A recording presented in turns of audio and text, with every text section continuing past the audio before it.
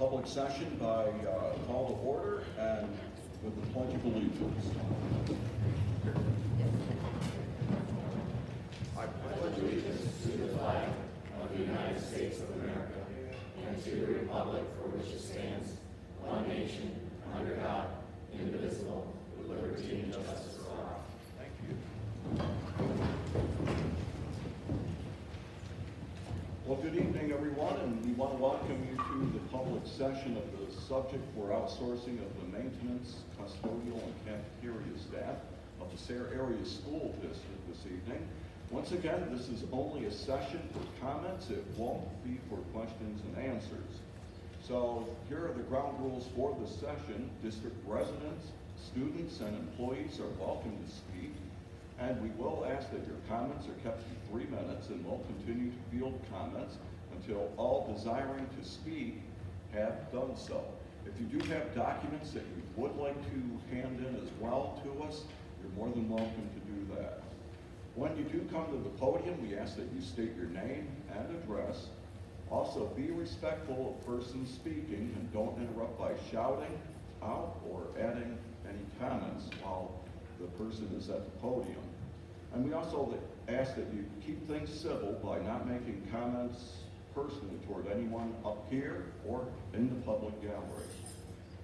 And other than that, I don't really expect things to get out of hand, but in case rules aren't followed and there is disorder, I will ask that we adjourn the meeting on behalf of the entire district and the board.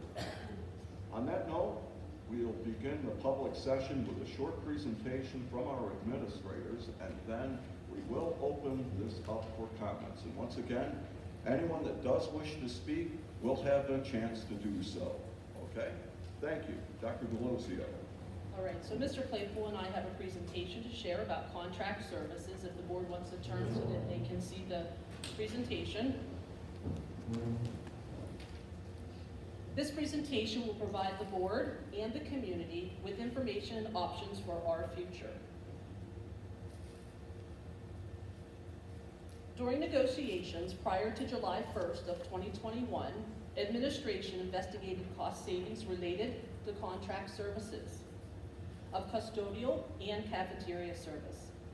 The district provided options at the table prior to the union leadership replying with the ability to subcontract starting on July 1st of 2024. As stated in the contract, the parties agreed that the district may subcontract the custodial and cafeteria staff beginning July 1st of 2024. The membership then voted and the contract began July 1st of 2021. Mr. Claypool? Okay, so just to give some background,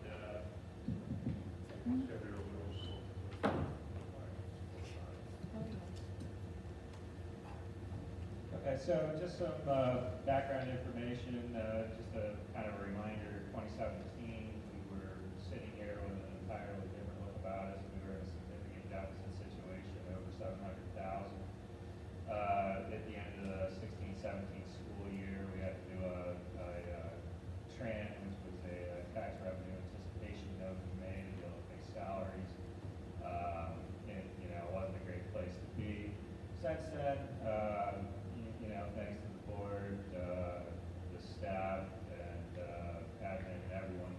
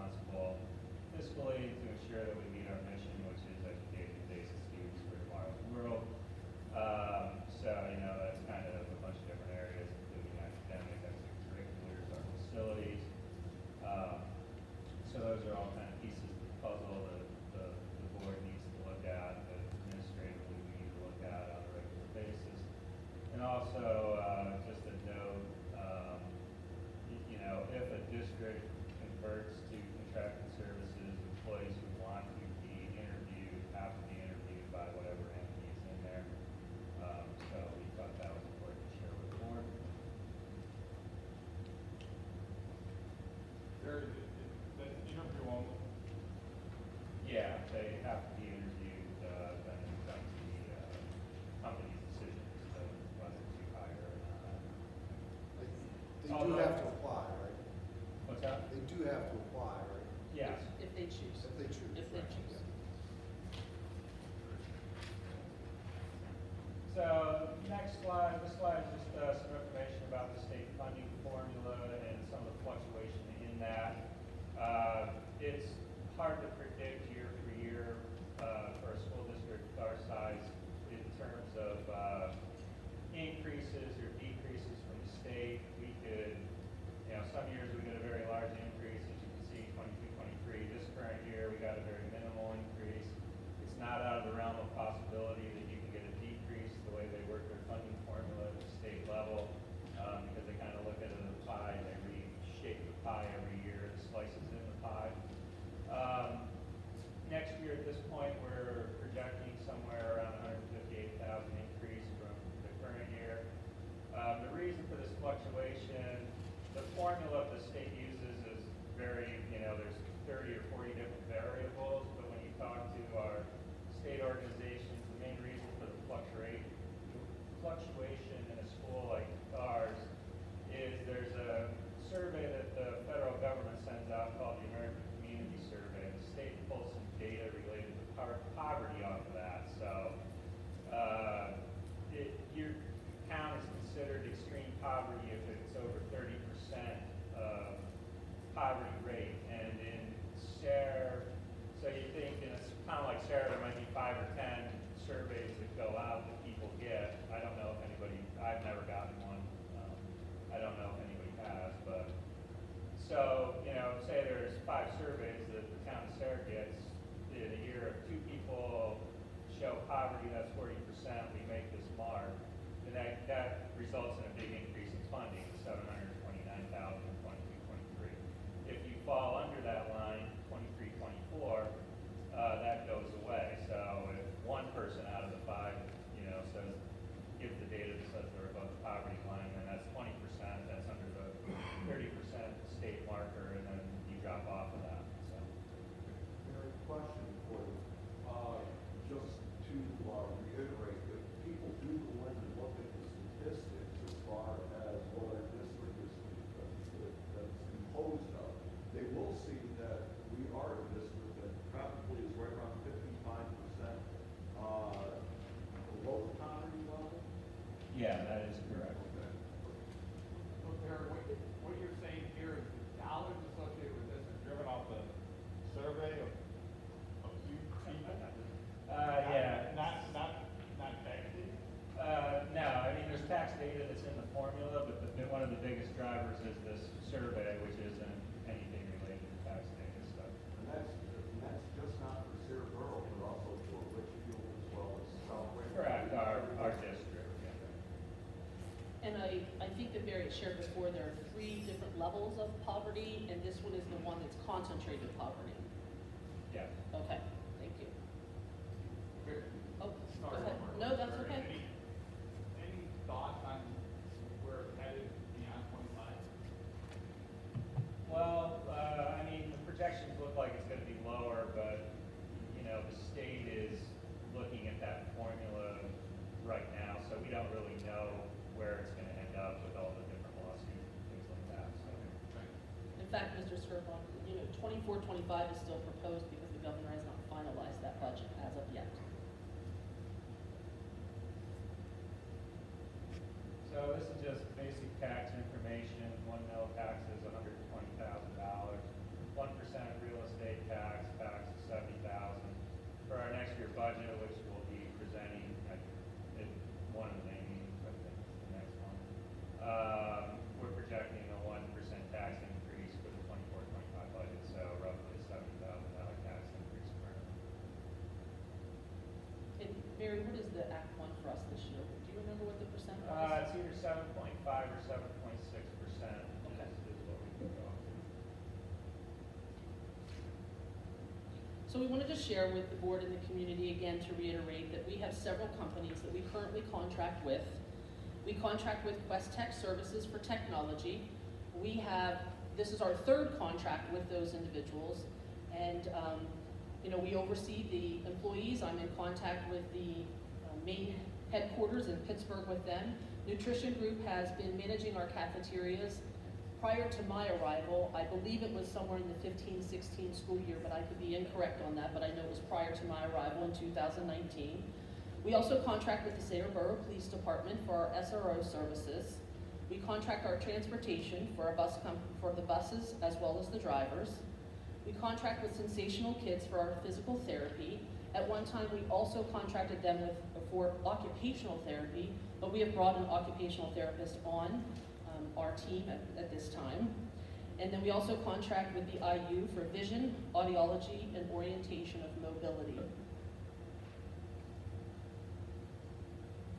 Okay, so this slide just basically discusses health insurance, current and future costs.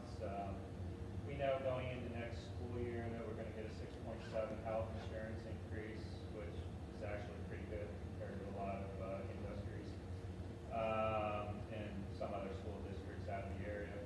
But we're projecting 6.7, well not projecting, it's gonna be 6.7 for next year, and then the next 2 years we're projecting 7% increases. So you can see the cost for next year for a single is almost $10,000. There's an employee premium share, support staff that's $1,000, and the district cost then becomes roughly, $9,000, $8,800. The family side of it is $27,000. There's an employee premium share of $1,200, and that makes the district cost $26,500. And then it also notes that these insurance plans have an HRA component in them, which the district fully funds, and that's up to $2,000 for a single or $4,000 for a family. So that $26,510 rate could be $30,510 if the full $4,000 is used for a family. Barry, the HRA equals the maximum out of pocket? Correct.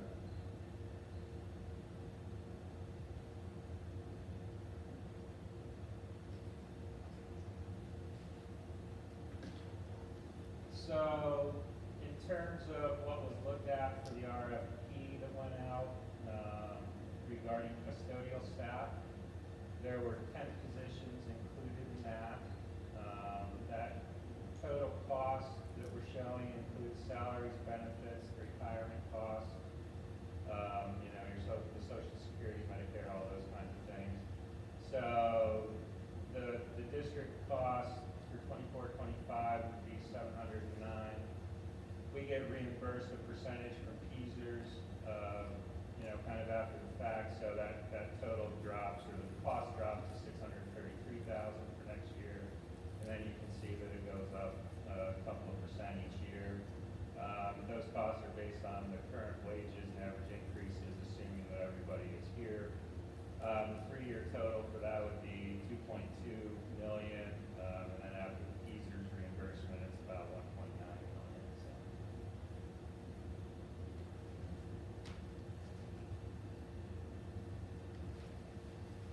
So. We have a couple of proposals. One proposal came from Interstate. Their annual cost is listed out here. For next year, it would be $503,000, and then it goes up a couple of percent each year. The 3-year total cost, if the district decided to go with Interstate's proposal, would be $1.5 million. So, using the savings there, you can see that a 3-year savings would be roughly $425,000 after the PEASers, $665,000 for the PEASers reimbursement. Interstate is based out where, Barry? Interstate is based out of the Bucks County area.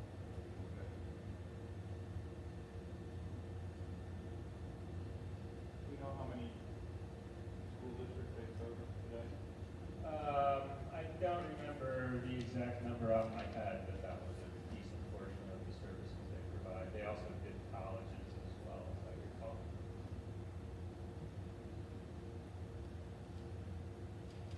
Mr. Skirpon, I'm gonna write that down and get that answer for you, and then we'll also put it on the, I'll put our representation and that answer on the board, or on the website. The other proposal is ATS. Their proposal came in lower, but it was roughly $434,000 for next year. Going up a couple percent this year to 408 or 449,000. So the cost of the district over 3 years is 1.3 million. So there's a projected savings there after features of 640,000. And Barry, these are the same folks that currently have the service down at Wyalusing area, correct? Yeah, that's correct.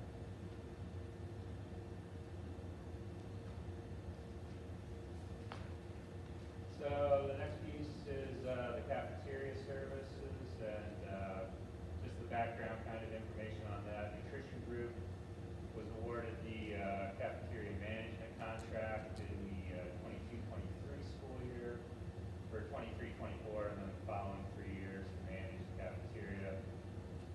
This RFP is basically dictated by the state, what goes into it, how it's put together. And in that RFP, it stated that the district could opt out and opt to outsource current in 24-25.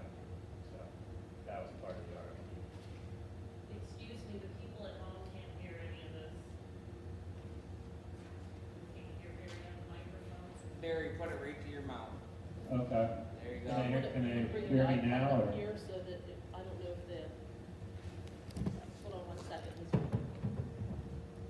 Just put it right up next to the projector, Mrs. Neely, on the stage there. Well, then I'm gonna have to adjust Wondering it. if it'll pick up the speaker then.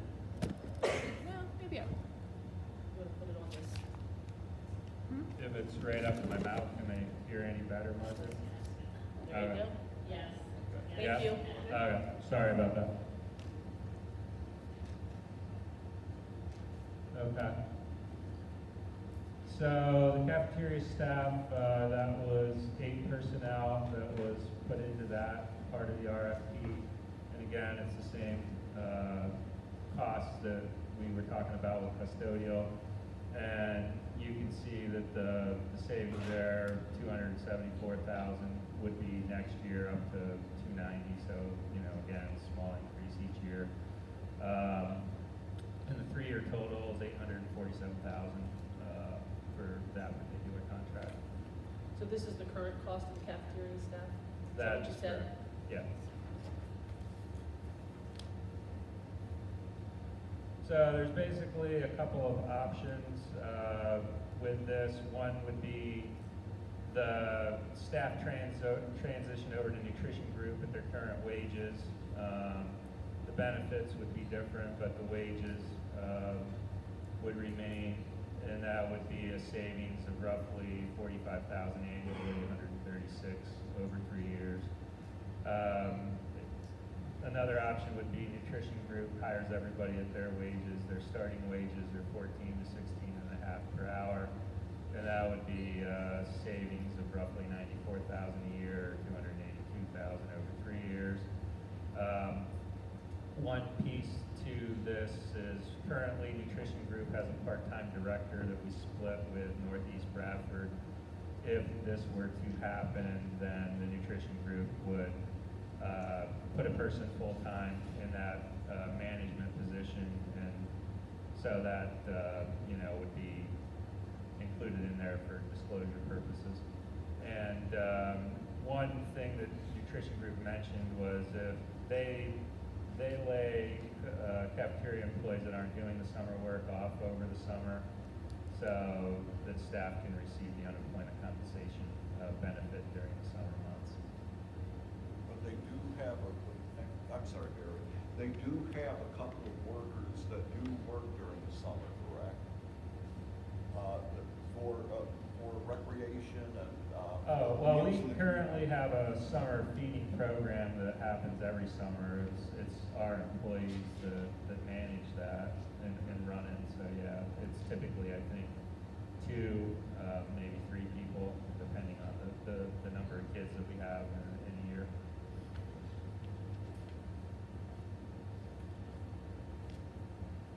Okay, so this just kind of sums up the minimum and maximum savings. The minimum saving would be if you went with the, you know, if the choice was interstate and everybody go from the cafeteria at their current wages, the savings over 3 years would be 552. If you went with ATS,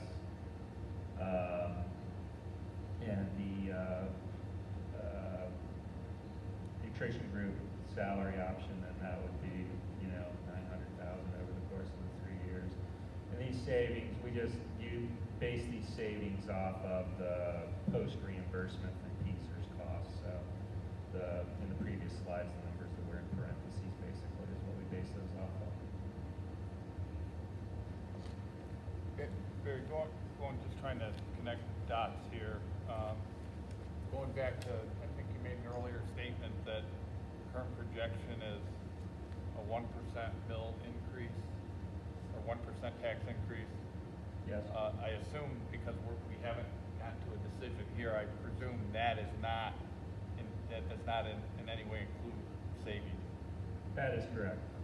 The budget projection for next year is as if there are no changes.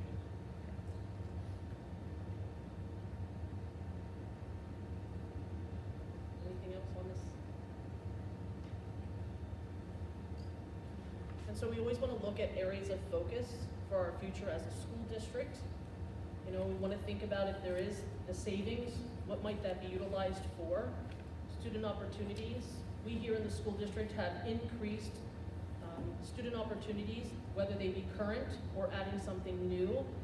And so I think about some of the current things that we have in the art class that might need increased computers, wood shops that need machines replaced, STEM programs that need consumables replaced, and adding new student opportunities. I had a teacher or professional staff member reach out today with an idea to implement at the elementary school starting next year, and we have to work on where would that funding come from if we would approve that. We also need to plan for the financial future of the school district. You know, having attended a multitude of meetings, I think about, you know, a year out, we need to plan for 2 and 3 and 4 years out as a whole. Limit those tax increases, as well as maintain our facilities, our current facilities that we have. We've seen our facility study and what needs to happen here for our buildings. Board have any other questions? So one question I have, so if we outsource and all of these folks get an opportunity to maybe join the other company, I think they all understand that their salaries might stay the same, but their insurance is gonna change. What's gonna happen to their PSERS? All the money they've put into PSERS, what will happen to that? Yeah, so if they're vested, if they've been a part of the system long enough to be vested, then that would still be there upon their choice of retirement. So it's not something that would go away as long as they've spent the years needed to be vested. So they can keep it That's there? correct. or- And if they're not vested, so 10 years is the vesting point, and I'm kind of aware of this because I've been here 7 years. But it's basically any money you put in as an employee, you get back plus the interest on that. So if you're there less than 10 years, and you put in $4,000 a year because of the percentage that you have to do, then you would get that money back. Say you were here 8 years at 4,000, you get that 32,000 back plus the compounded interest on that. So it's basically under 10 years, it's essentially a savings plan. Thank you. Thank you for the question.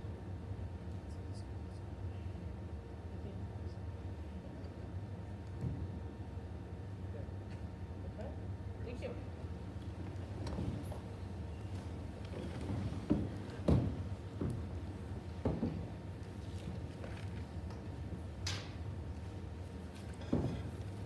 Okay, thank you so much, Dr. Delosio, as well as Mr. Claypool for your presentation. And at this time, we'd like to ask any of our district residents, students, or employees if they would like to come up and make comments at this time. Okay, thank you.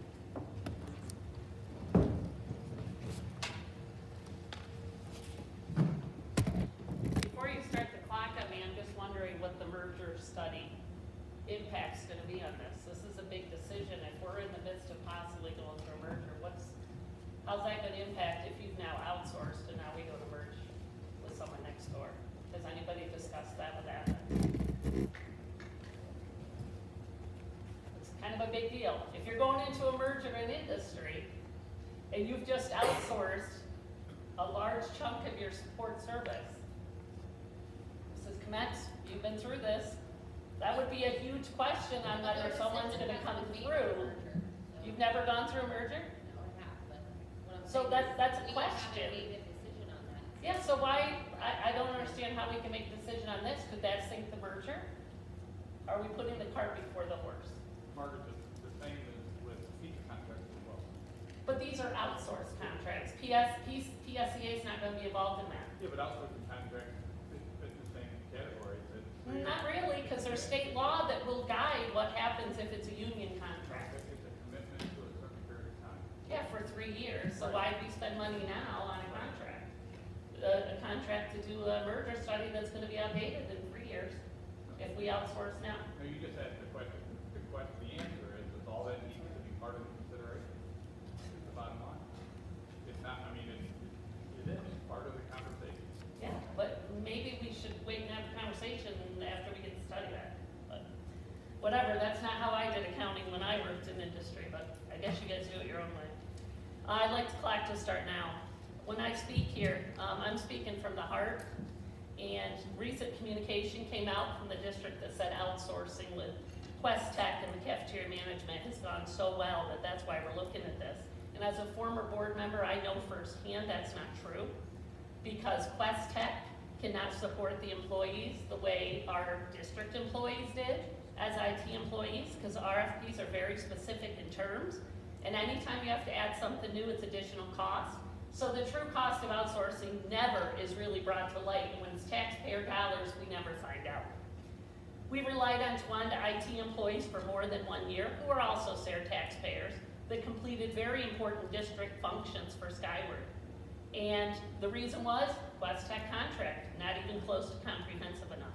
Yeah, they'll do some updates for Skyward, and for those who don't know what Skyward is, it handles all student scheduling, grading, discipline, special education data processing. Essentially, it supports the entire educational function. They don't provide everyday service to support district employees as Quest Tech employees for Skyward, because that's too much money, and we don't pay for it. In 2025, you must transition to the new Skyward, to the start of the 25 school year. You guys haven't done it yet. 150 districts have. How much are we gonna pay to work out those bugs and to retrain all our staff? Because employees and new hires are not receiving that same level of training that they received when we implemented it originally. Why? Every time I was asked a question about it, because it's not in our contract. When IT staff are absent for work, there's no substitute. But if you have a cafeteria or custodial staff member absent, you need a substitute. I've worked in a building for 28 years. Most of you have not. It's not the same as a jail. It's not the same as Guthrie. It's not the same, it's a school. And these are kids. We just came out of a pandemic where these people were the essentials, who fed our kids and cleaned our buildings. What are they gonna do if we go in another pandemic? Is that gonna cost us more money to actually put our health and safety plan in place that you're gonna vote on? We can't direct outsource employees to do anything. We're gonna give up all that extra stuff that these people do, from preparing food for tailgate parties that you all promote, and for helping kids with their dances and their proms and their sporting events and the fundraisers. And these people buy from those fundraisers, and they come to graduation, and they support our kids, and they open lockers and help kids find stuff that might leave at school. Maybe that doesn't matter to you, but you can't make a comprehensive contract list for people that do the job they do. And when I was on the board, we outsourced a large portion of our busing because the bus contractor and the admin urged us because they couldn't get drivers. And now our district allows a district employed secretary to leave her job every day to drive bus in the morning and in the afternoon. Is that why on our dime we can't get a secretary at Snyder? Because that's what applicants are saying. So, you know what? Maybe we shouldn't be outsourcing, because we can't manage the outsourcing we have. And these people right here are gonna outlast all of you. And kids don't remember board member names, and they don't remember superintendent names from school. But they do remember custodians and cafeteria staff, because they're with them in the trenches, and they're not making $140,000, $50,000 a year, but they care about our kids.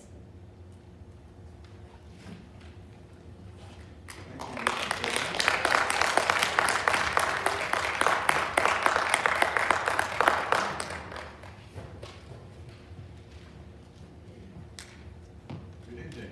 Good evening. I just wanted to speak as, on a lot of different levels. I attended SARE my whole school career. I'm almost at my 30-year mark of teaching in SARE. I have 4 children in the district. During my course of education, the first thing they told you was to be nice to the custodial, the cafeteria, and like the maintenance, because they're the backbone of the school and they're the ones that will help you when you need it, when there's a problem. I have found that true to be, to a T, great advice all of these years. Like, I can't tell you how many times I've gone to Richie Saturday saying, I have a problem, and he's always there, as all of them are. I just don't, I'm trying to understand how outsourcing will benefit our kids, or even our family of educators, because I don't believe, I read the email that came from this school that said outsourcing is working perfectly, and from my standpoint as a parent and an educator in the building, I don't agree with that. There are lots of days we don't have enough subs, and the subs that are hired outsourced, they're rarely ever the same substitutes by the end of the year. It's a very fluent, they come and go, it is my fear that that's going to happen with the custodial and the maintenance and cafeteria, whoever is on the chopping block. They're not going to be hardcore people that are staying here. Like, they have cards with years of service on them. Like, these guys are not fly by the seat of their pants. They've been here. They know the kids. They know them by name. They know their allergies. Like, I just think that little bit of savings that we're going to have isn't going to be worth that in the end, because you're not going to get people vested in children. And they're not.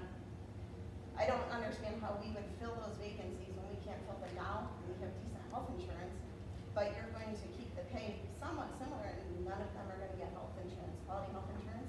I don't understand how we'll fill that with quality people. Big concern as a parent and an educator in your building. I know a lot of you, when you were running for school board, one of the first questions I asked you was, where do you stand on outsourcing? And I heard what you said, and I truly hope that you will vote that when it comes to this, because these are our kids in these buildings. And these people think our heart and soul in things. Like, some of them, many of them have volunteered in my room on their days off, just because they love kids, so we hope you take that into consideration.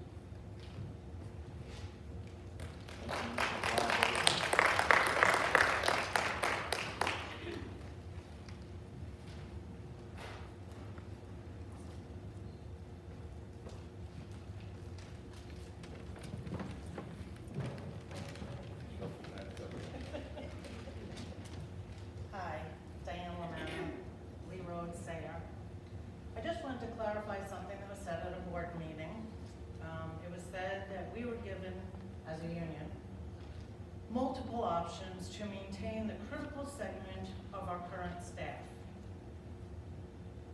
I don't remember multiple options. I remember during negotiations, we were told, well, we can keep people who worked for you 20 years or more.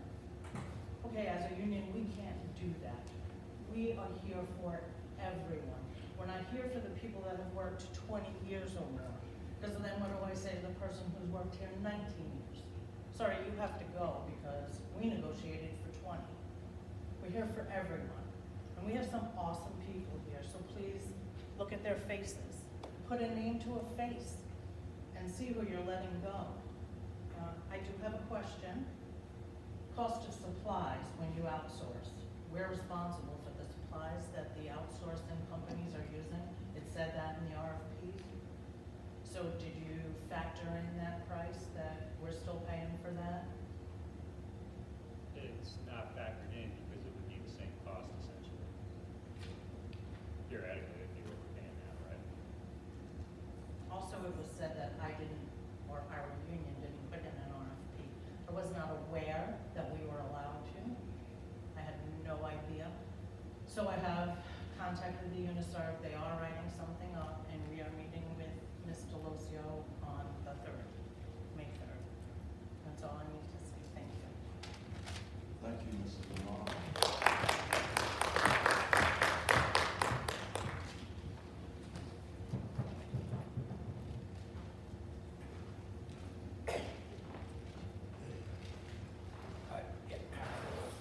There's Agnew. She's my kid's bus driver every morning, most afternoons. I don't have anything prepared, but I'm listening to what everybody's saying. And as a Can you retired, give your name and address, sir? Larry Hannafin, I was a school teacher for 30 years in Wadley. I coached here for a number of years. And my old principal, he always said, every problem that you have, if you make the decision based on the kids, you're gonna make the right decision.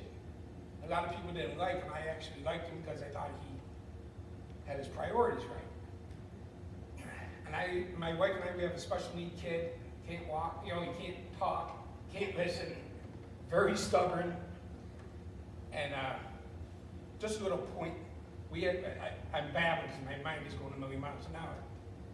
One day I was in there to pick him up, and it was when all the active shooters were coming around and all that, in the news. And I'm sitting there thinking, boy, if one of those active shooters got into this school, there'd be a problem for Kelly and his little classmates. The policy doesn't correct that. There's no policy that's going to correct moving him. And I was a little, it just got in my brain. I'm like, man, what are we going to do? And Moose, I don't know where he is. If he's here. I love the custodians. I'm friends with him when I used to coach here. He comes up to me, he says, hey, coach, what's wrong? I just tell him the same story I just told you. And he put his hand on my shoulder and he said, hey, don't worry. He goes, we're going to have him. He's going to be with me. And there isn't a dollar amount that you can put on that. And I understand everybody's got to be fiscally responsible and all that rhetoric, but it's not rhetoric because you are running a business. But at some point in time, that has to be an asterisk. When I come out and bring Kelly onto the bus, and I love Miss Agnew, I look out there and she says, hello, Kelly, good morning, Kelly. Every morning. He doesn't understand. She could be saying, eat glass and die. It's the same thing to him. He doesn't know. But she greets him. She's warm. The aides are warm. Miss Gomana, she gets them up to the, they're warm. They care. There is a dollar amount for that you can't really put in there. There is no dollar amount. You know what I'm saying? It's like saying a house and a home. A house is a house. Anybody can build a house. But care is what makes it a home. And my concern is, whatever you vote, you're going to vote whatever you vote, regardless of what I say, is think about what you're replacing. I mean, you know what I'm saying? Think about what you're replacing. Rotten, is it going to be the same quality wood when you build that deck? And if your foot goes through the deck, don't blame the carpenter. Blame who bought the wood at a cheaper price. And I'm just saying this simply, I've never done anything like this before. I'm doing it simply because I have a lot of respect for these people. And I consider a lot of them friends, and they take care of my kid, and I'm just for them. I hope that there's there's smarter people out here than me to figure out the finances of it all. But I think you really got to remember you're in the business of kids. And the kids' safety, my kid got killed, and the custodian was in there hiding behind a garbage can. I wouldn't be, you understand what I'm saying? There is no answer. But if he's standing with Moose and Mr. Sadley and Mr. Tracy back there, I feel a lot better. And I don't know if I'm making any sense, but I do think there's the whole point of what's wrong with the world, no one cares. These people do care, and I think you got to, before you make that decision, roll that around in your head a little bit. Thank you for your time.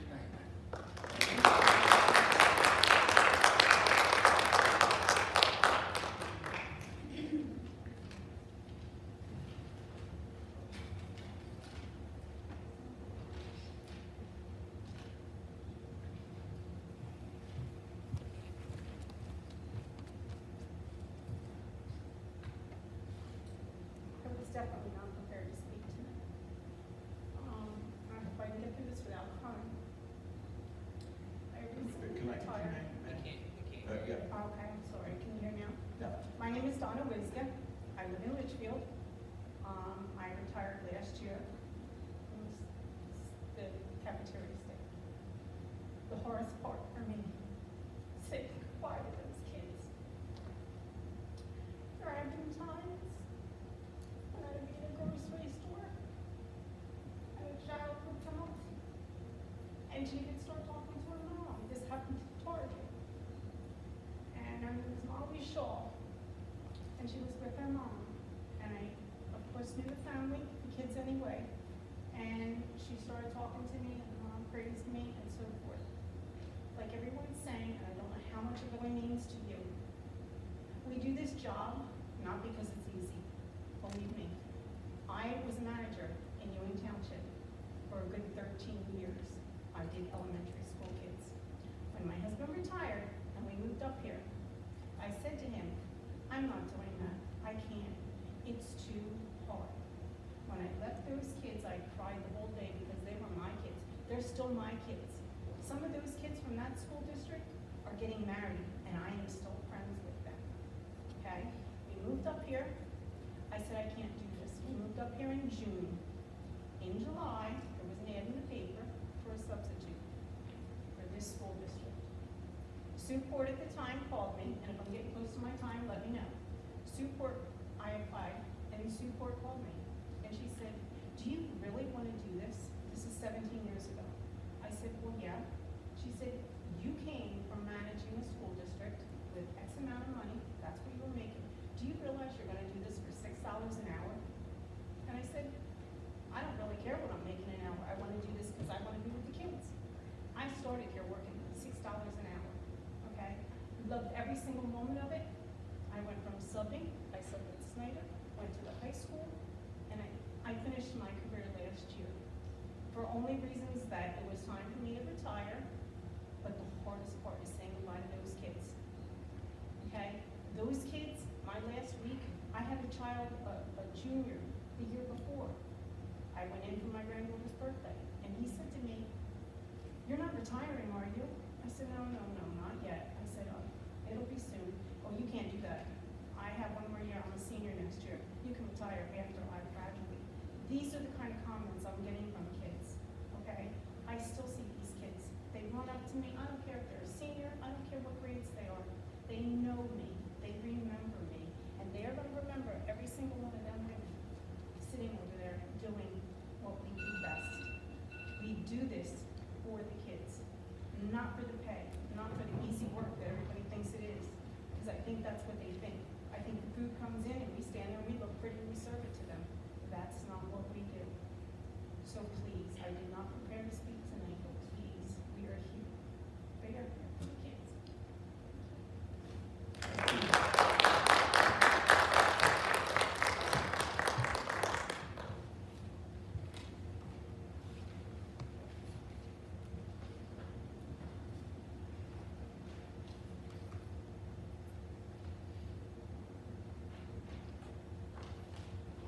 Is there anyone else that, okay, thank you. I wasn't gonna speak, but, I'm Susan Hurd, I live in the district, just a taxpayer, and, I have to say that my niece does work in the custodial department. I've seen these numbers, I don't feel, it is a savings, definitely. But with the merger that may happen, I didn't realize the study hadn't been completed yet. But I can, just from hearing what I hear in the, talking with my coworkers and people in the community, I feel that it probably will happen, and probably within the next 5 years, maybe. It would be a savings, but what you have with the staff that's established here, their lives would be drastically changed. And what you get from having staff that have been here for a long periods of time is trust, and you have reassurance that your children are safe with them. And I feel that's probably priceless. But I don't know what will happen, but I'm not in favor of it. And I don't know if the taxpayers could see these numbers, how they would feel. But for me, it's not that big a savings to warrant the change. And, because you are safe with these people, they've been here, they're trusted, and your children are safe. So I just say thank you. Thank you, Mrs. Taylor.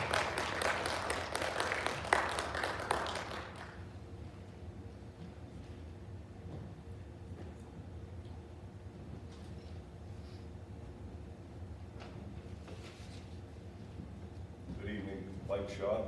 I'm sure you guys are really glad to see me this evening. A couple points were made. One, I don't want to follow Larry Hannafin after he ever speaks again. If you don't listen to what Mr. Hannafin has to say, there's really a problem. You will probably need to go to the Packer and have check to see if you have a heart, because the point he made is very, very impactful. The point I want to make is that we're going to kick the can down the road. I listened to the numbers on my way here because I was out of town. The numbers are just numbers. I'm going to ask right now what we're going to do in a year and a half when the teacher's contract is. What are we going to do then? I support our teachers. Our teachers have a tougher job today than they've ever had. What are we going to do with their insurance? What are we going to do with the administrators' insurance? Do you guys have the Cadillac plan that they're claiming these folks have? If they take a cut, you darn well better take one too. What's good for the goose is good for the gander. This is a 3-year thing, started 3 years ago. And we didn't get it settled until now. You can take those numbers and do what you want with them. When welfare numbers go down, unemployment numbers go up, and vice versa. Liars figure and figures lie. What doesn't lie is the heart and soul of this community. The heart and soul of these people, the Larry Hannafins and their children. That's where it really stands, folks.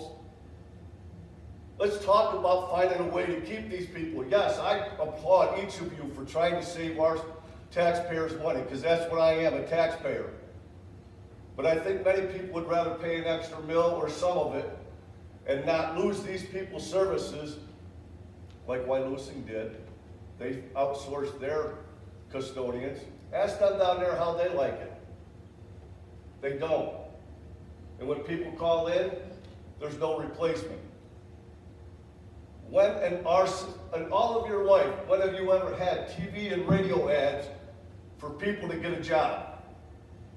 Every business in America is advertising to get jobs.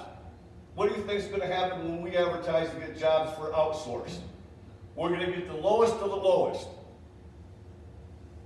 But each one of you are going to look in the mirror tomorrow morning. You make the decision.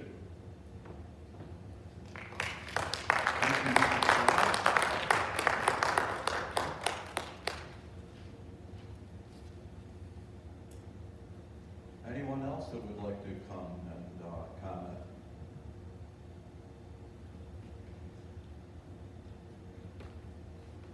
Still, okay.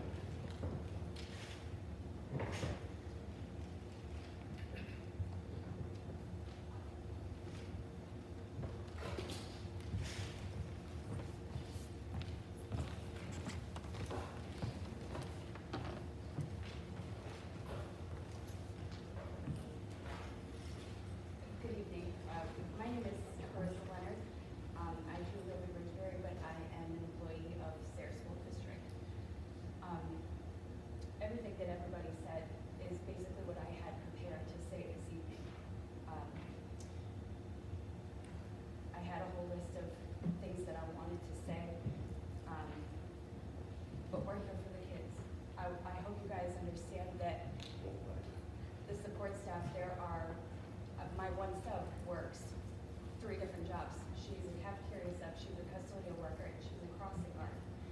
Before I became full-time in the cafeteria staff, I was also a substitute bus driver for Sayre School District. A lot of us are on the lower end of things, and we do multiple things around this school and for this district to make ends meet in our personal lives.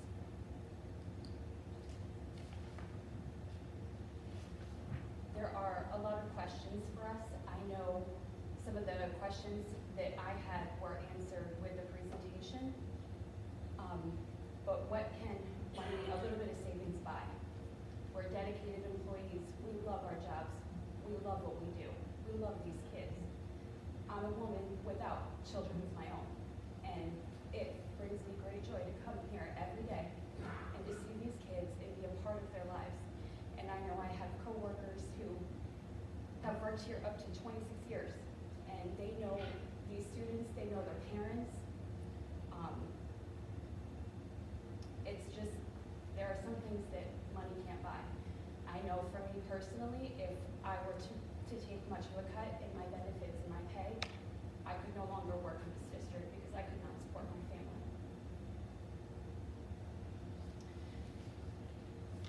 As the manager of my team, I feel a responsibility to speak up for my staff, and not only my staff, but every one of us that works these positions in this district. As of right now at Cider Elementary, in the cafeteria, we're a staff of 4 people. We are supposed to be fully staffed at 5. We're feeding 350 students a day for lunch and approximately 240 for breakfast. On top of doing other things like cookie cakes, we do birthday parties, and we help some of the classrooms with some of the other things that they need to have done. Mrs. Romberger, we just helped her students bake cookies, and we do plates for her every year. We do a Thanksgiving meal for them every year. These are some of the things that we go without taking breaks, and we go without, taking some time for ourselves during the day to make sure that these things get done for our students. And we see them out in public. We see them at the grocery stores. I just saw a little girl at TJ Maxx last Saturday, and she was so excited to see me. Half of TJ Maxx knew exactly what my profession was.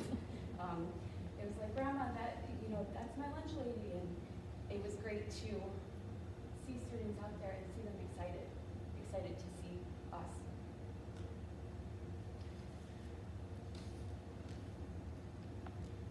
I just want to say that we love our jobs, and we're proud of what we do.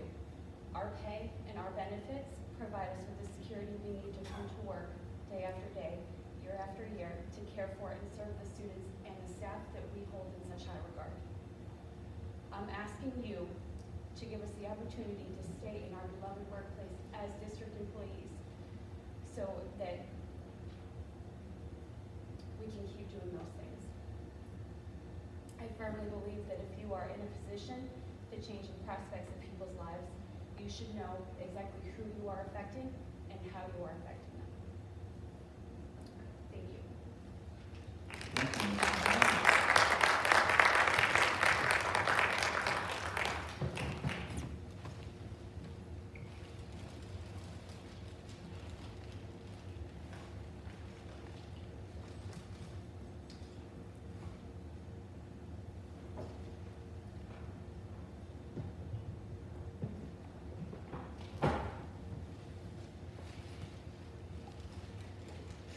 Is there anyone else that wishes to comment at this time?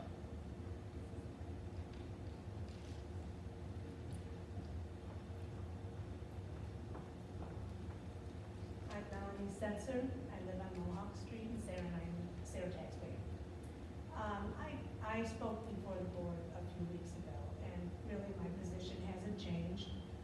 I was a school teacher in another school district for over 30 years, and I do know the importance of having people who care so much about the students and the staff too in these positions. And you want reliable, dedicated people. I'm not totally familiar with outsourcing, but I would guess that you would end up with a lot of unknown people, a lot of turnover in your schools, and that's never good for anybody. Looking at the numbers, they don't seem like a tremendous savings to me, and I am a taxpayer. I don't know what other avenues you have, and I do appreciate what the board does. I know that you answer to the taxpayers of Sayre, and you're trying to do the best you can. But these are people, and they have shown that they work very hard. They're very dedicated in their jobs. Like I said before, I watched people people pass lunches out to many families during the height of COVID. It was a very stressful time for everyone, and they did that with a smile on their face. And I'm sure they offered a lot of reassurance to parents and students during that time period. So I hope that you do not outsource these positions. Thank you.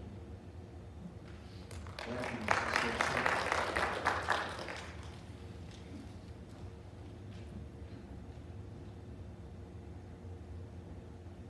Anyone else wishing to give us a comment before the board?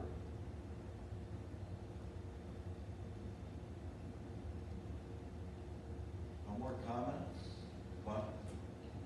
Yes, comments?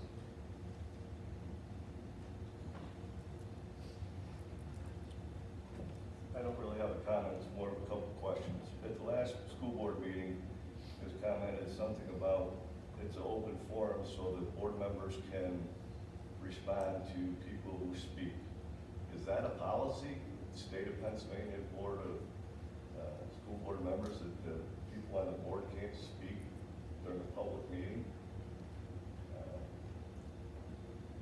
My reasoning for that is none of us can really communicate with board members, and if there's no dialogue in our 20-minute meetings, our school board meetings last about 20 minutes, so a lot of us don't even know what's going on. If we have no dialogue with the board, how do we know what's really going on? And transparency will take care of speculation. When people don't get information, which I spoke to Mr. Petrini and Mr. Cole about last week, and said if the people in the community knew some more of these facts, there would be a lot less speculation and assumptions and hurt feelings. So it's always been my opinion that transparency will take care of a lot of that. And sometimes when things are said, we get no response after that, that there's no real follow-up on that. And your job is tough as board members, and the board members are only going to be as good as the information given to you by your administration. So when that happens, when people say, well, I didn't know that, or I didn't know that, there's a lack of communication. And I had two family members who were on the school board, and much like you guys when you see me, when they were on the school board, they kind of shook a little bit because they knew I was going to ask them questions. Maybe there has to be more transparency of what's going on. Sometimes when I know more on the outside than other people do, there's a problem. So if you guys can't interact with us in an open meeting, regular school board meeting, not an open forum, and I think you mentioned that, is that right, sir? Yes. Yep. I would like to be, to have the opportunity to respond for a rebuttal, not really a rebuttal, but a generic conversation. Right, and I think that... If it's a simple question, I would want to be able to respond to it without you standing there questioning your own thoughts for the next 2 weeks until the next meeting. But that's, PSBA does regulate by public standard. PSBA does regulate the amount of conversations you're allowed to have in response to the public. So is that... I think the way to explain this, Mike, is basically this is a public meeting, okay? Yep. Where it's basically a meeting where we do business, okay? We do give you, opportunities for public comment before the meetings, okay? And then, we do welcome, as we did, as me and Mr. Caprini did for you, we did stick around, and, we'll be as transparent as we can to you and to anybody here in the auditorium. But when we're conducting a public meeting, this is basically for us to do our business, and, you folks can get your information that way, okay? That's basically what this meeting is set up to be. It's not really like a question and answer session. And on that, Ron, we did answer questions at the beginning, just based off the presentation that we presented. We did it based off answers and actual results. When you're asking questions based on a quorum, I can't speak for the board publicly. So it's impossible for me to respond to one public individual when we have an entire committee that makes decisions based off these. You understand what I'm saying? Like, I it's- do understand, but what my question, my initial simple question was, is it illegal, we'll use the word illegal, for school board members, if someone made a comment about, and I'm just gonna use the district to the south, they had a meeting the other night, something was brought up about students getting beat up. And one of the board members said, why didn't I know about that? Said that to the superintendent or to the principal or to someone. Or if I said to you, is it true that we had 3 of our maintenance vehicles down this week? And you said, yeah, that is. But any conversation, any dialogue you can have with people in charge, it makes the building so much stronger. But that's not the case here. And this isn't something that I've came here to grandstand about, because I've talked to many people about this. I've mentioned this on numerous occasions to members of the board and to the superintendent and to the board members. That when the public is told something, whether we like the taste of it or not, we're gonna have to swallow it. It's just like this decision. I'm not gonna be happy probably, but I'm happy that you guys are trying to work it out with them. But just tell me the truth. The facts are always not gonna be likable to us. So that's why I'm asking if there can be better, if there can be legally. I broke the law last week. I know you did. That's- I broke the law, right? No, I don't think there's any. There is no law. law. There's no law, It's but I'm proper- saying- It's proper bystanders when it comes to being a board member.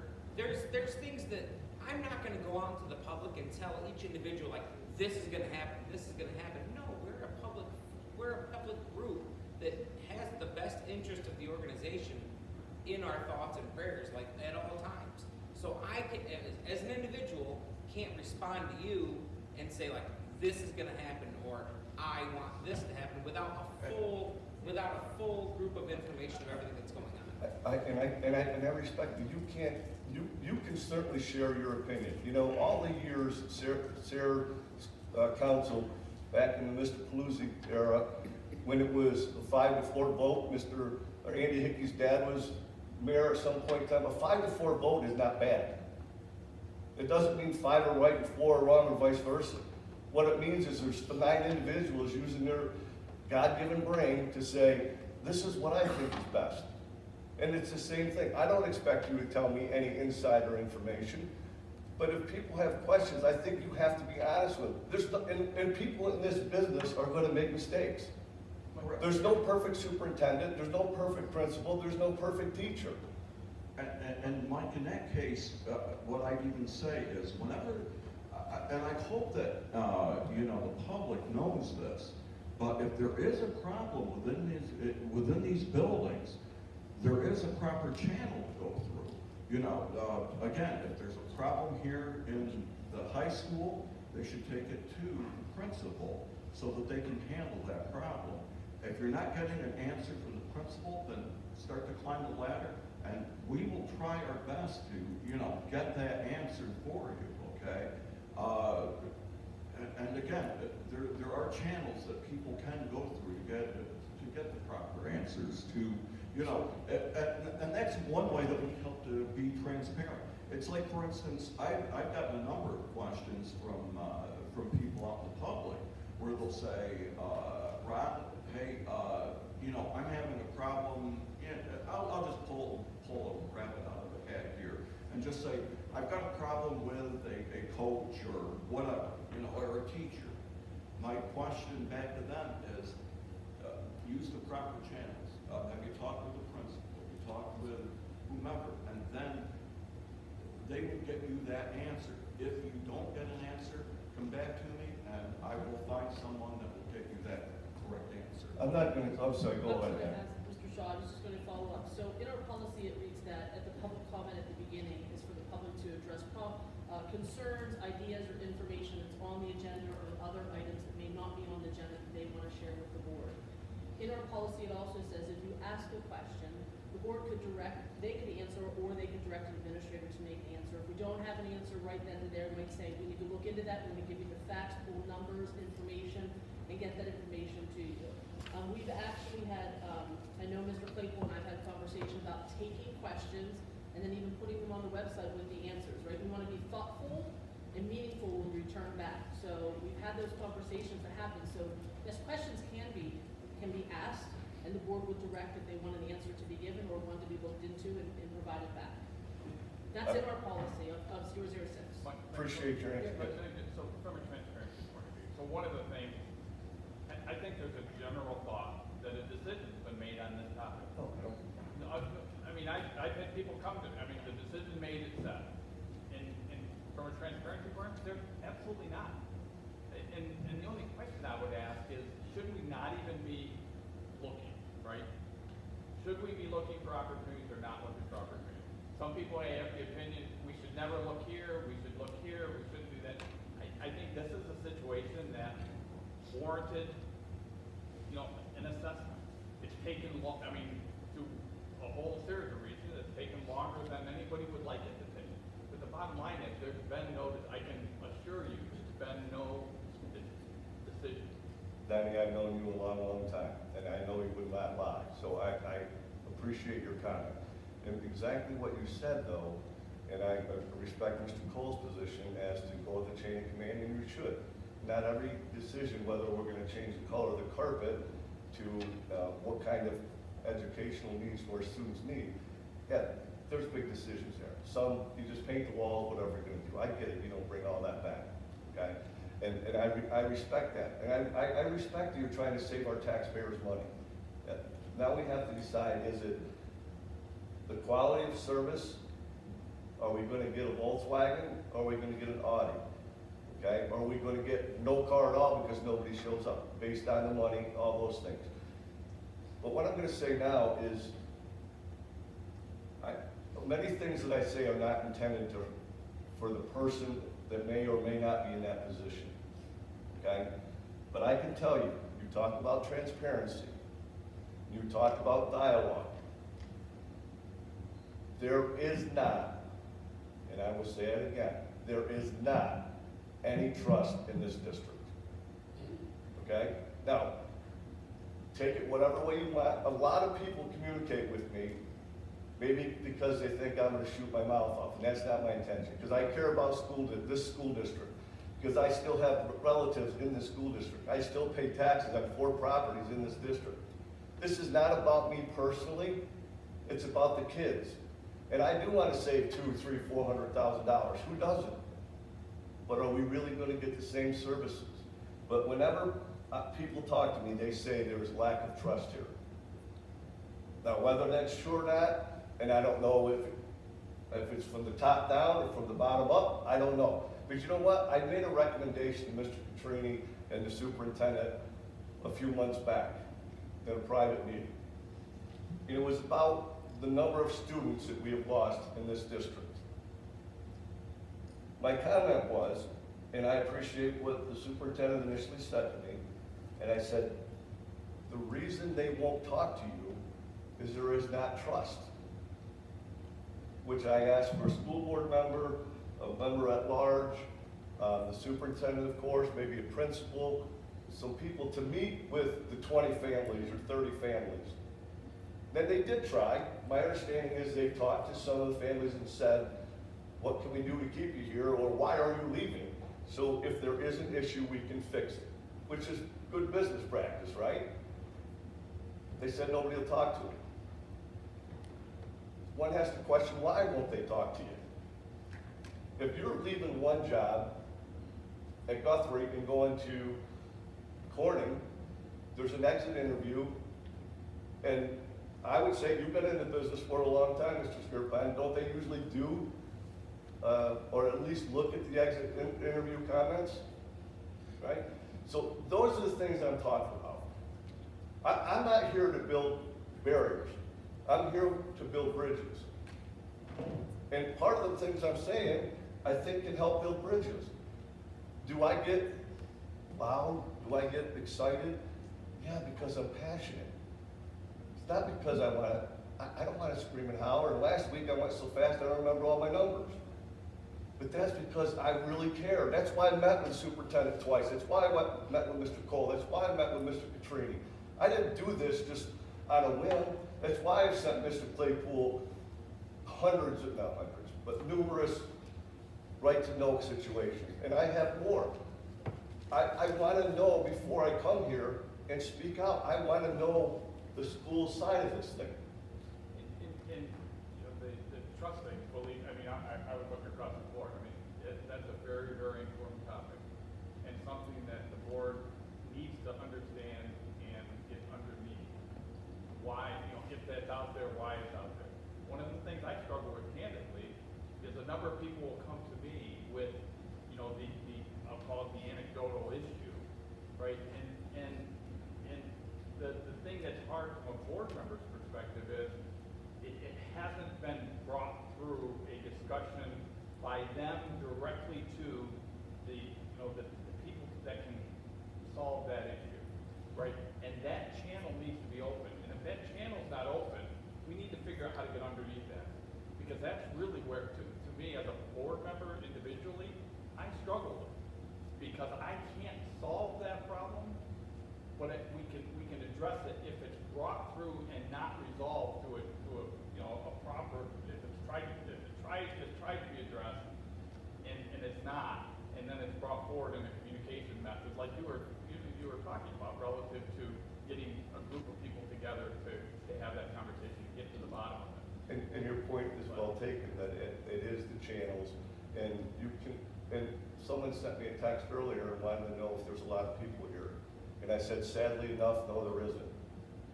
Sadly enough, the only time they come is when there's a problem. They don't come here other times. Sadly enough, the people in our community, there's 5 non-involved people here. I am not involved. I don't have a custodian involved. I don't have a cafeteria worker involved. I'm here for the school district. It's probably not a good analogy at this time, but you say about opening up channels. It's like the Francis Scott Key Bridge that fell in Baltimore and the impact it's had. And how long it's gonna take to get that bridge all out and get everything back to normal. We have an uphill battle here too. I think our bridge is falling in, and maybe we gotta find a way to get that bridge out of the way. Thank you, Mr. Shaw. Other than that, do you have any other comments in regards to the outsourcing at this time? Yes, Mr. Cole. I'd like to apologize for wearing my hat. I'm just came from a umpire in a baseball game that's there. Is there any way this can be tabled? That's why I'm asking the question. So it's not going to be decided tonight in the board meeting? Correct. Yeah, we're just doing the fact finding. And I would disagree with Mr. Hadlock. There is no PSBA thing that says board members can't answer a question from the public. I believe that your solicitor tells the board that we can't do that. Am I correct? Dr. Proper Delosio? transparency. When I referred to that, it's proper respect towards the board as a whole. I know, but And you that's- said, And let I me interrupt you. corrected myself. You after said there's a that. PSBA rule, there's no And then I rule. corrected myself after that. I said it's not a PSBA rule by any means. And I don't think it's a written down policy in the Sarah School District, is it? Are you directing that to me? Yes. Yeah, so 006 is the public comment, and I shared with Mr. Mike Shaw that you can make public comment and ask questions. The board can direct anyone to answer those questions or answer them there, or say, we'll get an answer to you at another time. Yeah, so my Yes. point is you can answer Yes. if you choose to. But in the past, it's been your solicitor's advice probably not to answer hard questions. True? It depends on the question, you wanna find out. Hard information, get questions, all of the information. Then you guys decide as a board, or you decide whether you're gonna answer it or not. Right, so I just wanna know what the rules are, so everyone's aware of what the rules are. That's all I wanted to say, thank you. Okay, thank you, Mr. Shaw. Any other comments? This time. Okay, at this time, we'd like to close the public session. I just want to say that once again, there has been no decision made. And thank you for your input. And again, we hope that we will take this, that we will be taking this all into consideration, as well as probably having a discussion about this. As far as a timeline is concerned, I don't think that we've really put a timeline on this so far. So, but we will keep everybody informed. I believe probably through our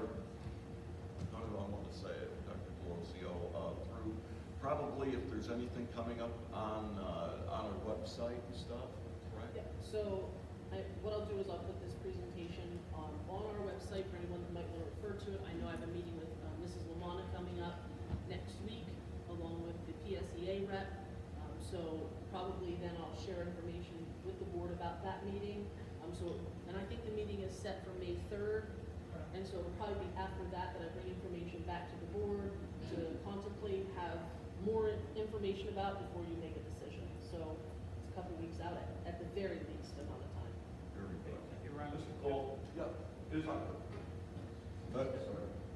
I was just gonna, just make one comment. Mike made a comment relative to the number of people here.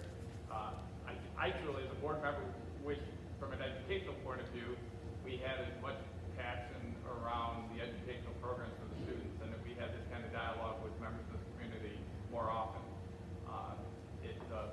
Pass the word around. That's what helps open up communication. More people having an understanding of what's going on, and for the most part, we have zero dialogue in that regard. Thank you, Mr. Scrivens. Mr. Cole, my question was this, like any other decision you make, I know there's finance committee meeting, there's public relations committee, there were building and grounds committee, so there's like 5 committees. Will this topic be at an administrative meeting, like, in a finance committee meeting? Will any discussion amongst all of you being together, will that be, at a meeting, which is required by law that, on certain things have to be discussed? For example, when you go into executive session for appointment of board members, there can't be a recommendation. There's a very fine line there as to how you do that.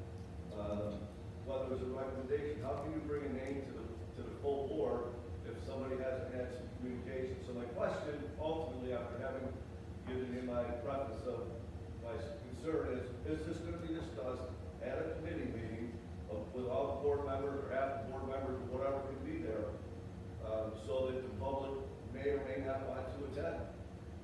I don't know how you're going to discuss this without that.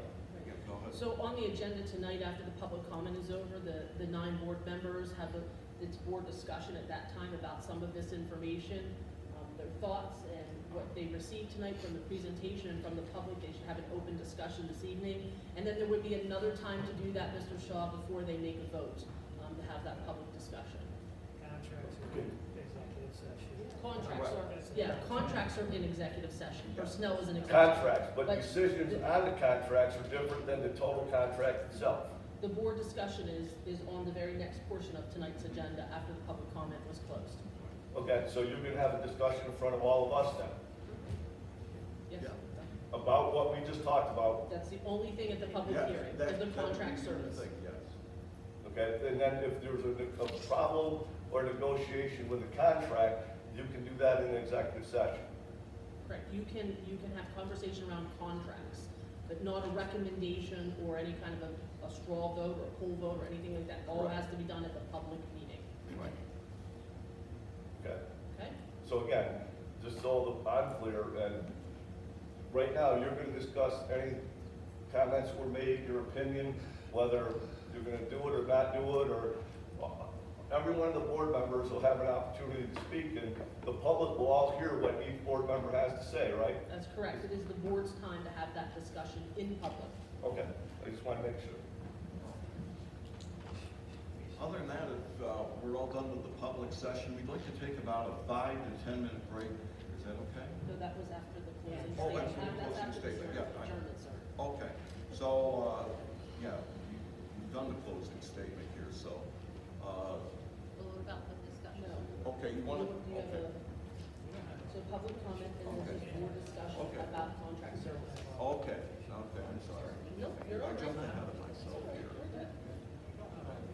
As far as the board discussion, questions, comments? From what's been presented, any of the public comments? I'll start, because we were just kind of chatting about this. I think the hard part for us right now is we don't have the information from the union that's coming next week to even, like, put it all together. Can you pull that mic closer to you, Mrs. Sorry, I thought it was loud enough. Thank you. personally for myself is we don't have all the information, right? We're still waiting on some information from the union. That's gonna happen in a meeting next week. So for me personally, I don't have a full picture. I'm missing some colors to my painting still. So I think for me, I wanna see everything before any of that information is, any decisions made for me. So that's kind of where I sit. I just wanna see everything first. Can you hear me now? So I think in terms of transparency, like Mike has talked about, most of you in this room know exactly how I feel about transparency. There are a lot of head nods. You know exactly how I feel when I feel it. What Felicia Kamatsevich just said is exactly how I feel. I cannot make any formalized decision whatsoever because I don't have all of the information in front of me. Well, I would love nothing more than to sit in front of you and tell you exactly how this is going to go. I cannot do that for you because I don't have everything in front of me. I am, however, thrilled that the union is meeting with our administration to discuss what they could potentially bring to the table. I think that is imperative. So how will the public learn about their proposal if they make a formal one, since we already had the meeting now? So we may share that at a future board meeting? That's a negotiation. So they're not doing an RFP, they're renegotiating possibly their contract. Either way, right, if they're doing it, if you have to open the contract, it's gonna be a negotiation. Okay. And the next meeting is May 6th, and my assumption is that on May 6th, we will have people to tell the community about that, So I think it'll be. That'll be the first time the board's gonna be getting. that Correct, and I information. think it's going to depend, you know, and I don't wanna speak for Mrs. Lamona and Mrs. Trost that's coming, that, you know, if you're putting a proposal together. I don't know what she's Right. putting together. Right, and so if it's a proposal, then it would be something that we can add to this information and share out. So I don't know what that is yet. They had emailed me on Friday, I replied to say, yes, that time works for me, and Mr. Claypool, and we'd like to set that up, so we are scheduled for that. That's our next step. Board comments? No, I just think this Proposals is, that were given, because I meant to ask this question, Sure. who's responsible to train all these new employees? Because if it's anything like what happened at Guthrie, they just assumed as they're outsourcing of 3 different departments at times, people were just gonna stay, and they don't have anybody. They all left, because they can't afford to work there, because a contractor only makes money if they pay the people less than what you guys would, right? You're not just intentionally trying to not pay these people. Who's responsible to train all these new people and get them to where these seasoned veterans are? Like, is there a piece to the RFP on that? I guess the question there would be, Margaret, is if we do have to bring in new employees, they will be trained. But so far, we haven't even gotten that far. I understand Yeah. that, but I'm asking if, I did not read the RFP. Was there a Yeah, component in there Yeah, that would there's do a that? component for training in the Contract. RFP. Okay, that's what I was asking, I didn't Okay, read okay. it. Yep. So there's also a part though, our leads aren't necessarily part of this outsourcing. That's correct. So the managers, I guess our lead custodian would be one of those people responsible for training if that were to happen. So train So 9 our- people at once? Maybe. Have you ever watched custodial training? I'm being sincere, in a school? I have not, I can't say that, but I Well, have I done can all tell kinds you of I training have. before, so. And one person is not gonna train 9 people properly, like in a week's time. Well, maybe not that time frame, right? But when There's- they all there walk are out the definite- day the contract comes in, that's why I'm wondering if those companies are gonna provide extra people. That's why I was asking if there's a part to the contract. There are definite hurdles. Yeah. I'm not, I'm definitely not decided one way or another, because I want to hear from the union. But I have been pretty open, and I think I'm somebody that union members have come to me, they trust me. It's not, when you talk about trust, it's not a whole blanket thing. There are people in this district, taxpayers, and teachers, custodial workers, cafeteria workers, do trust, and they can come to. So yeah, I'm still here. I want to hear from you guys. I've said that numerous times, now I'm saying it out loud. I want to know. Because of you saying that, Pete's the reason I came, because board members have heard from many of you, never know what teachers think, because teachers don't come. But teachers are afraid sometimes to voice their opinion, because there needs to be an open communication and trust and. But that's exactly. Is what it we need to trust get under, right? towards We the need to board or get towards the under union? Why is that the And there case, needs to right? be open forums where conversations can happen without judgment, like, that, it's just to gain information, just like it is right now tonight. Like, no judgment, just, hey, lay it out there, what's your fears, what's working, what's not working, like, it needs to start there. I mean, our most valued resource are the professional staff, right, and other staff. And it's important, like critical, I had this candidly argument with my wife often. I won't call it an argument because we really don't argue. But communication is so important. And if there's barriers there, we need to get underneath it. And without hearing anything, our assumption is there's no issue. That's the. It's like a clock, all the pieces have to work all together to get good time. Like, you can't have that when there's parts not working properly.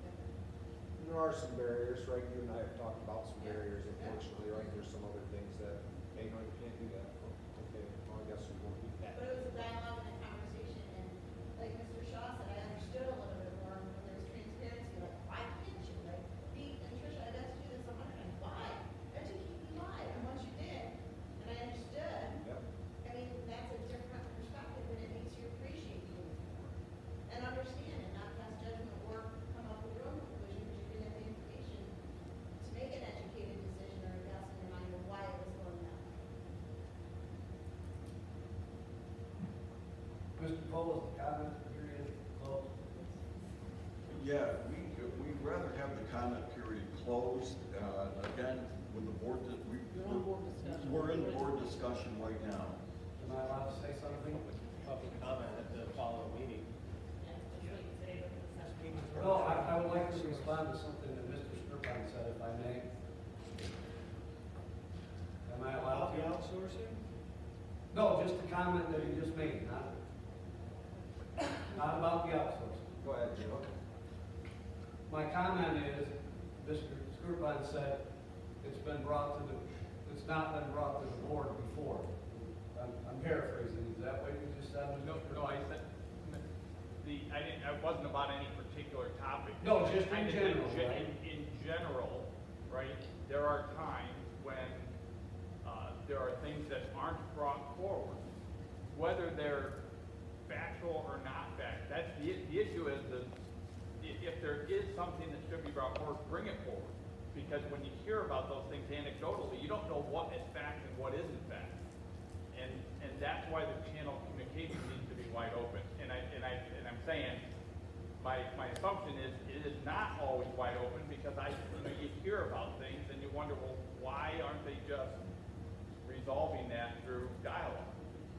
And I agree with you, but I will say, and you know it, because you've been on the board, it's been brought to our board numerous times, barriers that occur between the union, the school district, and the board. Is that not true? It's been brought up to our school well, board. there are tons of things that are. I'm just saying specifically between the union and the school district. It's like Mrs. Weinberger was saying about, what, are you allowed to say anything? They're afraid to talk. So then they bring it up to other people, who in turn bring it up to the board, but nothing happens. But it's You not- never get an answer. But just it's not brought up in a form that it's brought to the board. It's Okay, brought but what to the forum no. could you can't bring, like Mrs. Weinberger said, what's the forum? They met with Mr. Petrini, right? You just said that, right? Right? Yeah, but I mean, that wasn't a board, it was an individual discussion. That's what I'm saying. Okay, so then There needs to be, there Okay. needs to be more open, the trust word was thrown out, there's all sorts of things, right? It needs to be, we can't be afraid to bring things out openly that's factual. If it's hearsay, that's a whole, you can go down a rabbit hole. It's gotta be factual discussion that we then can work through. Also, so I'll ask Mr. Petrini, did you bring back what their concerns were when you met with them to the board? Absolutely. You did? Yes. And so there was a resolution and you got back to them, Some things, not everything. but you got back to the people that met with you with an answer? Yes, Yes. you told us why some things couldn't be. Okay, thank you, that's all I wanted to know, thank you. Mr. Skirlo, is what you're saying, if there are problems, we can come to a board meeting to discuss? No, only if, right, the first and foremost is the chain of the channel of communication, right? And if that isn't there, then we need to figure out a way to get underneath that. But that should be, you should try to resolve everything through the organizational structures that exist. That's the way that, I mean, board's an oversight. I mean, there's a lot of misunderstanding of what a board's role is. Board is oversight. We don't get into, day-to-day decisions. Things that are bigger decisions, certainly we do. I mean, obviously this is one. The main thing too, Diana, is this, and one of the things I've always mentioned in my tenure here on the board is the board does not run the district. We only want to see that the district is run properly. Our administrators are the ones that are the CEOs, the COOs, whatever kind of abbreviations you want to put in front of it. But the real role of the board is to make sure that this district is run properly. I guess that's right where the rubber hits the road there, as far as what we are Not to run do. the operations of the district. Right. In other words, we aren't going to be a micromanager. We are only here to be, somebody that, has to look at everything, that is brought before us from our, from our. But we are responsible, I would say we are responsible for the culture of the district. Right. That's good word. I don't know, maybe not supposed to have this conversation, or not that area, but I agree with you about the chain of command. It's 100% accurate. And I said it in my initial comments about the board members are only as good as the information brought to them. And that's why the two young ladies who said they can't make a comment right now because they don't even have a clue as to what the facts and what things are. That's a very appropriate comment and decision. But I said it about the communication. There's one word in this school district that nobody wants to hear, and it's called retaliation.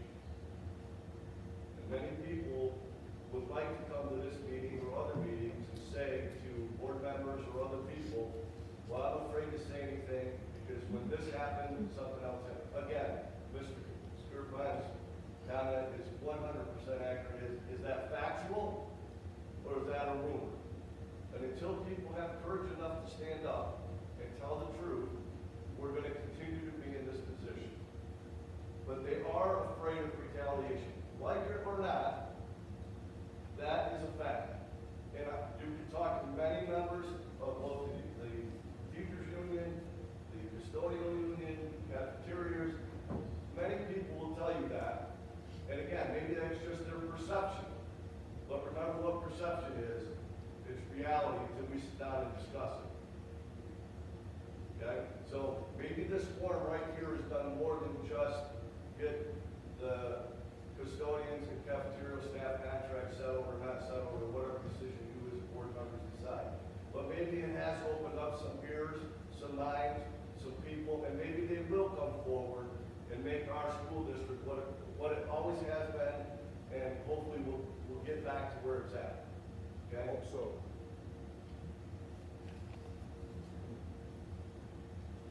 Any more discussion from the board at this time?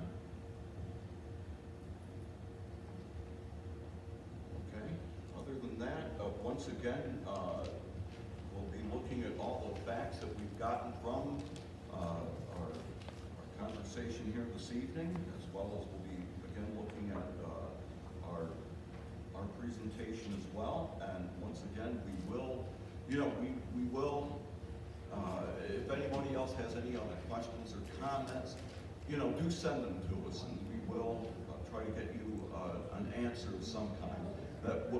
Or if you have anything else that you would like to add, please let us know. I really appreciate it. Other than that, do we have a vote to adjourn this public session? We have a motion and a second.